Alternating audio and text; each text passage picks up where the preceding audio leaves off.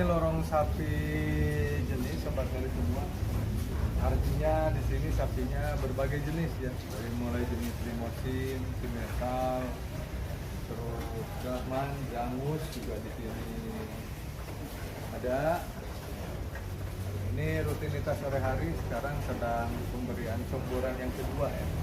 Karena di RO PAM ini comboran dikasih 2 kali. Pertama pagi, terus yang kedua dikasih sore. Pagi dan sore aja untuk comboran.